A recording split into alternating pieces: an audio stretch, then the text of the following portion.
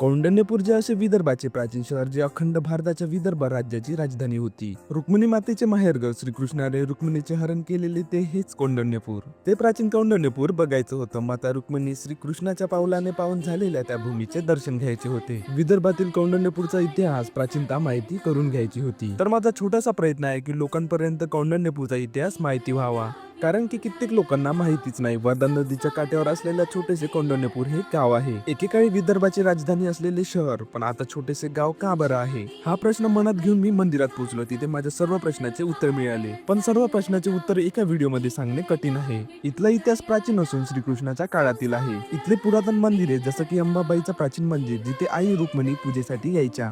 मंदिरात असलेली खिडकी, त्याच जागेवरून श्रीकृष्णाने रुक्मिणीचे हरण करून पटविवाह केला. त्यावेळी कृष्णाने रथ ज्या वृक्षाखाली उभा केला ते वृक्ष. कौंडण्यपूरवरून 8 किलोमीटर अंतरावर असलेले हडप्पा संस्कृतीतील प्राचीन शिव मंदिर हे काही पुरावे आहे की